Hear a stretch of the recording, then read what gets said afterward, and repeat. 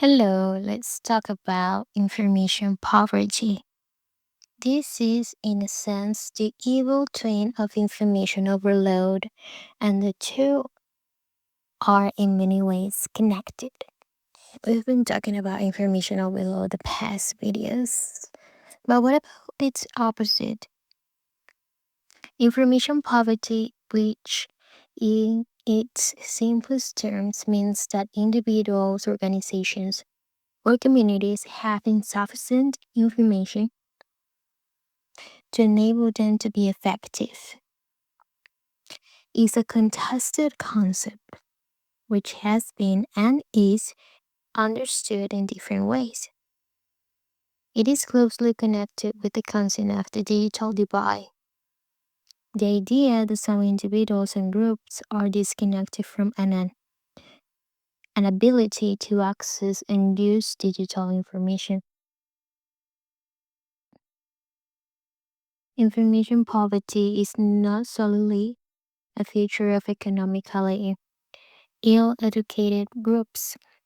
It was, for example, found to be a factor in a study of health service managers, either because the required information did not exist, or they were unable to get access to it, or could not get in the time for it to be useful. And I want to recall on this last part. This is something that we can encounter nowadays in this era. People that either don't have access to internet, people that either have any physical disease that don't allow them to get access to all the functions, some tools required for you to access to the digital world and what it has to encounter. And you can have other situations like people that don't have a shelter, they don't have sufficient phones to get and connect to the internet, knowing complete information of a paper, complete information about whatever they want to search. And there are like many examples out there. So information poverty, that's something that is still realized today. And in a world where information is on a click, we still face this nowadays. So people getting overexposed and people not getting sufficient access to what has been published today. The particular relevance of information poverty to overload is that, seemingly paradoxically, the two problems may be identified in the same setting. This was the case in the study of McDonald, Bath, and Booth. The two pathologies may also have much the same effect. Those suffering from information poverty are unable to make good decisions or take effective action because they lack the information and data to enable them to do so. It's not that they are entirely unable of doing all the good decisions they want. It's that if they need to rely on any specific piece of information, they require to make a final decision or step in their lives, they are more likely to choose incorrectly or, or to make a mistaken decision due to this. The overload suffer the same fate because the surfeit of information causes fatigue and anxiety. Overload and poverty may, again, seemingly paradoxically, be confused since their consequences are much the same. As with overload, there have been concerns that this may be false or at least exaggerated, focused on by professional groups wishing to offer solutions. At all events, the solutions for the two problems may have at least something in common. Consequences of overload have been enumerated by many writers. Epler and Mangus in 2004 give a detailed list of observed consequences in management disciplines to the early years of the millennium, categorized as limited information search and retrieval strategies, arbitrary information analysis and organization, suboptimal decisions, and extraneous personal circumstances. They will now be summarized under three headlines: effects of health, inefficiency, misinformation, and fake news. The effects of health, one of the concerns which began to express from the 1980s onwards was the information overload could directly damage mental and physical health. The idea of information anxiety was introduced by Wurman in 1989. It is a condition of stress caused by worries about the ability to find, access, understand, or use necessary information. It is related to pathologies such as technological anxiety, computer anxiety, library anxiety, and techno stress, but is focused on the information itself rather than technology by which or the environment within which the information is accessed. Overload is not the sole cause, but it is a major contributor. Anxiety in handling information is closely related to uncertainty. The problem may therefore not be the quality of information, but rather the extent of novel information, which cannot easily be understood or related to what is already known. Fatigue is often mentioned as a health consequence of overload.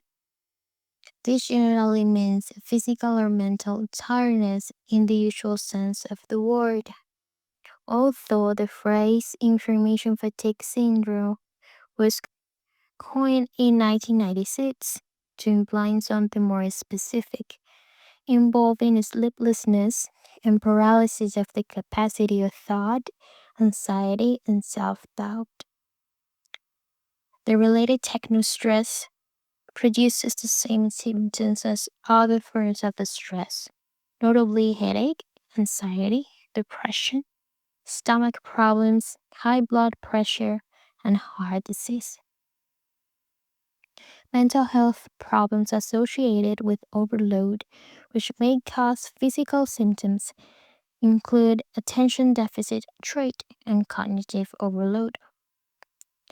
In short, while there may be room for debate as to the exact cause and effect, too much information or too much work, information anxiety or social anxiety, the general consensus is summed up by a paper in 2014 saying that people with a high level of information overload will experience lower well being. And the more information and stress someone feels, the less happy they are with their life. Inefficiency, waste of time, and loss of productivity has been one of the longest standing concerns about overload. The validity and seriousness of these concerns is a matter of debate. There is concern that the ability of information or the availability of this one itself in communication sources leads to an inability to focus and concentrate. A state term continuous partial attention by Roth in 2010. This has led to a number of commentators that also can tell about the increasing superficial way in information and knowledge is handled. Carr in 2010 is one early and published example. It is alleged that deep engagement with information and knowledge, reading a book from start to finish, for example, has been largely supplanted by scanning of snips. Articles are supplanted by blog postings, and these ones are supplanted by tweets. Certainly, more reliance is placed by academic and professional readers on abstracts and summaries, as opposed to reading to the full document. See, for example, Nicholas Huntington and Jimali in 2007. Whilst a reasonable long-standing weight is copying of an excessive number of potentially useful things to be read. This is potentially troubling, as the study have shown that typically 20% of abstracts contain significant inaccuracies, usually presenting the subject matter of the main document in an unreasonably positive light.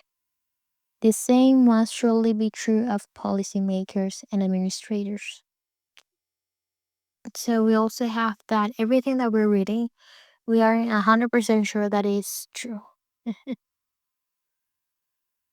So even though we have an access of information nowadays, probably we also are being exposed to things that aren't true, fake news, people telling whatever on internet and starting to have like conspiracy theories and others. The same one is building stories about something that happened and probably is not entirely incorrect, but it has like a lot of gaps as well. And it starts like doing the same in the academic field. Like one paper can be abolished and just dismantled in a couple of years, even less nowadays, because people are investigating the same over and over again. Let's say that someone just encounters the paper from that year and then just learns that they were like entirely incorrect on their argument a couple of years later because then another person published something that is actually the new truth of what was said in the past. So, what is actually true? What is actually false? Is information nowadays something that we can rely on it? We cannot do that 100%. So, there are still things to be seen as false and truth, and debates that will place them in the middle. So, we have information overload of what? Information overload of things that aren't even entirely a truth, a verified source,